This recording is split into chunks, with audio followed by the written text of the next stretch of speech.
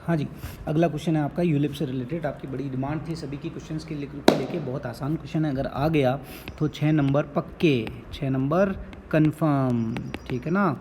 चलो अब 6 number confirm करने के लिए देखो समझना क्या है। सबसे पहले तो आप ये समझो, यूलिप का जो आया था ना कैपिटल गेन में, वो क्या बोलता है कि 1/2/2021 के बाद अगर आप कोई भी यूलिप लेते हो, है ना, यूनिट लिंक्ड इंश्योरेंस प्लान लेते हो, और जो प्रीमियम है, ठीक है ना, 2.5 लाख रुपए तक तो कोई प्रॉब्लम नहीं है, लेकिन 2.5 लाख के ऊपर जाता है अगर कोई भी आपका यूलिप का प्रीमियम, तो वो क्या होगा, वो पॉलिसी आपके लिए क्या हो जाएगी, वो कैपिटल गेन हेड में टैक्सेबल हो जाएगी, उसे कैपिटल एसेट्स माना जाएगा, राइट, ठीक है ना, उसे कैपिटल गेन हेड में टैक्सेबल कर देंगे। तो अब यहाँ पर एक चीज़ समझना, मान लो तुम्हारे पास 4 पॉलिसी है, यूलिप प्लान तुमने लिए कितने, 4, 1 2 3 4 प्लान लिए, ठीक है ना। ये कब है, आफ्टर, ऑन और आफ्टर 1/2/2021 के बाद, ठीक है। अब ये प्लान लिया मैंने मान लो 2 लाख का, ये लिया मैंने 50,000 का, फिर एक लिया मैंने 70,000 का, ठीक है ना, सॉरी इसको कर देता हूँ मैं 1,80,000, ठीक है, 1,80,000 का, और ये लिया मान लो मैंने 20,000 का, ठीक है। तो अब देखो, या 1,50 ले लो, इसे 1,50 ले लो, ठीक है, 1,50 ले लो।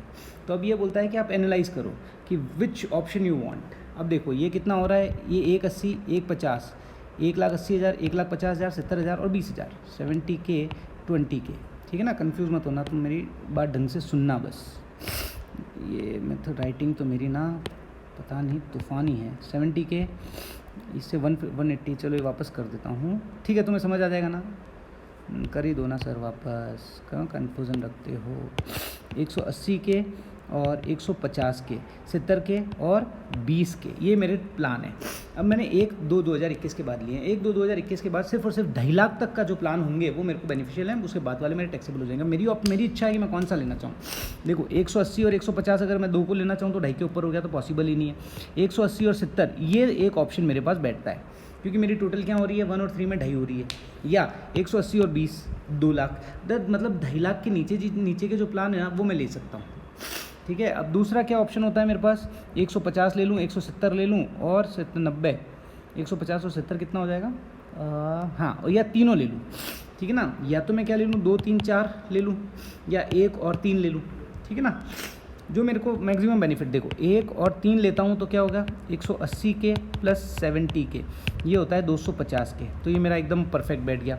या 2 3 4 लेता हूँ तो 150 के प्लस 70 के प्लस 20 के, तो ये हो गया आपका 240 के, ठीक है ना। तो जो ऑप्शन आपको लगे कि जो ऑप्शन आपके लिए अच्छा है, ठीक है ना, जहाँ पर आपका कैपिटल गेन की लायबिलिटी ज़्यादा नहीं आ रही है, वो ऑप्शन ले लो। आप देखो इस पर कितना कैपिटल गेन, मान लो अगर आप ये लेते हो तो आपको इनका बेनिफिट नहीं मिलेगा, करेक्ट। अगर आपने 2 3 4 ले लिया तो आपका ये वाला टैक्सेबल हो जाएगा। अगर आपने 2 3 4 ले लिया तो आपका एक वाला प्लान है टैक्सेबल हो जाएगा। अगर आप 1 और 3 ले लेते हो तो आपका 2 और 3 टैक्सेबल हो जाएगा। समझ आ रहा है, मतलब ये बोलता है कि अगर आपकी 2.5 लाख से ज़्यादा जो प्रीमियम पे कर रहे हो वो वाले प्लान आपके कैपिटल गेन हेड में टैक्सेबल हो जाएंगे। कैपिटल एसेट्स मान लिया जाता है तो टैक्सेबल हो जाएंगे। तो आपको जो प्लान लेना है ना 2.5 लाख तक लेना है। आप ऐसे मत करना इन सबको टोटल कर को 2.5 लाख तक, ऐसा नहीं होता है। आपको जो मेन जो यूलिप प्लान लिए हुए हैं वो 2.5 लाख तक की लिमिट के अंदर आ रहे हैं, वो वाले प्लान आपके चल जाएंगे, ठीक है ना। हाँ, तो जैसे अभी मैंने क्या किया, 2 ऑप्शन लिए, ऑप्शन 1 ऑप्शन 2। ऑप्शन 1 कि भाई 180,000 का और 70,000 का, तो ये 2.5 लाख हो गया। ये तीनों का ऑप्शन बना लिया मैंने, ठीक है ना। So these are the options. तो अब आपको इन ऑप्शन में से सेलेक्ट करना है कि कौन सा ऑप्शन आपके लिए बेटर होने वाला है, ठीक है, समझ आ रहा है,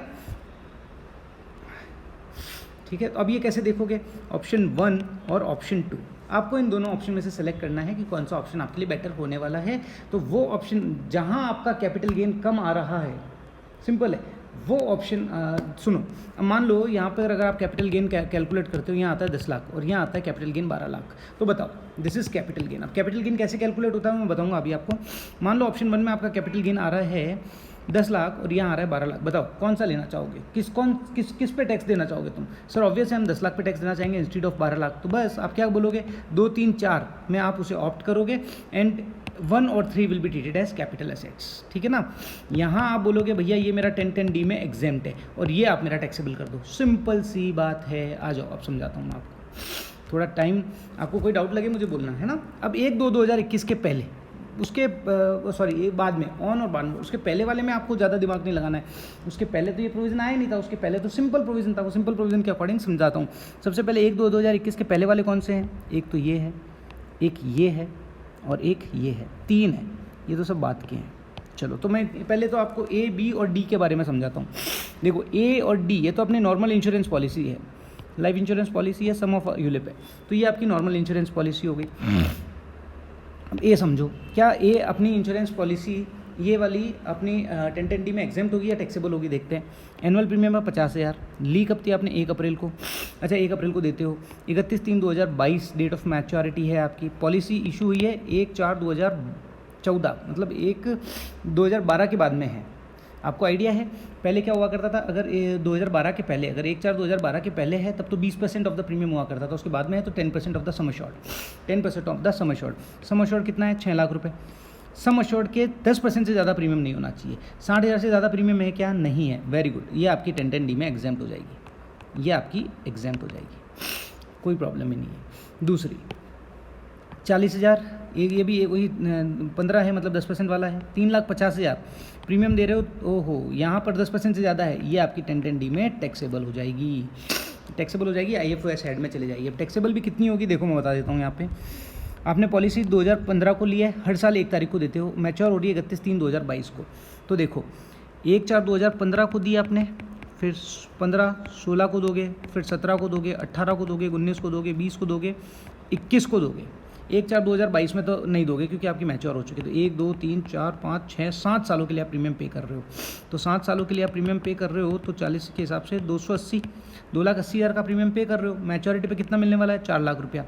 तो 4 लाख माइनस 280 तो 120, ये आपका टैक्सेबल हो जाएगा। 120K will be the taxable, ठीक है ना, ये आपका टैक्सेबल हो जाएगा। ठीक है, चलो फिर आते हैं इस पे, डी पे। 1/1/2021 3 लाख रुपए है।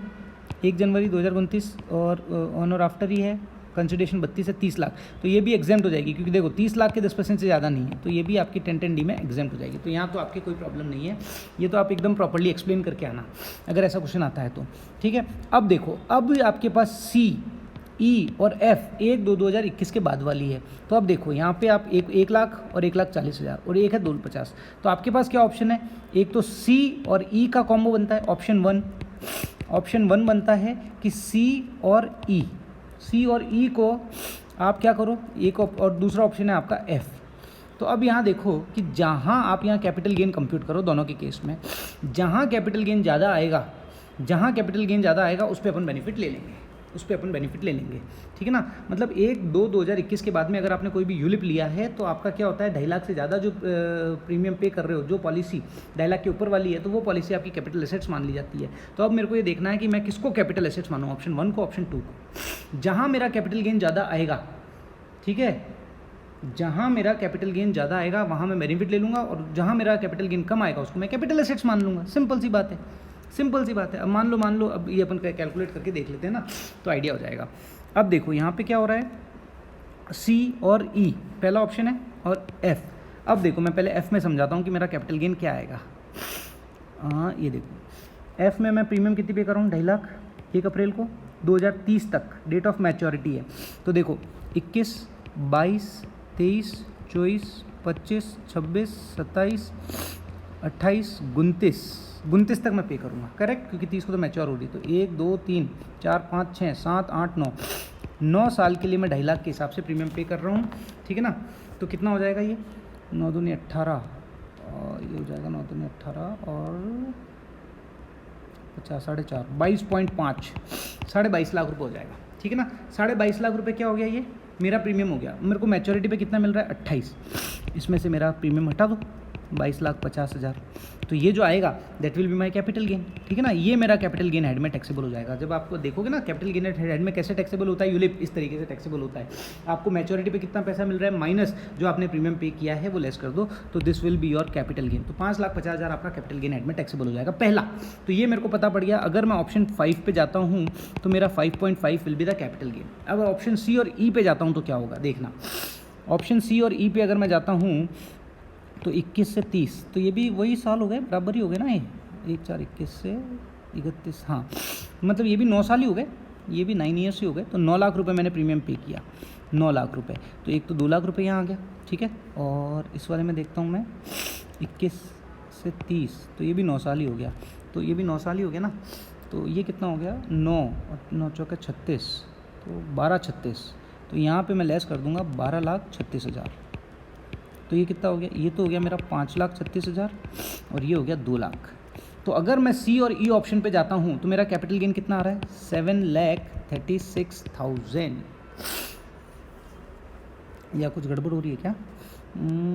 एक मिनट वापस देख लेता हूँ मैं। 140 इंटू 9 तो 9 लाख, और 9 चौके 36, 9 और 3 12। ओह शिट, गलत कर दिया मैंने। रुको।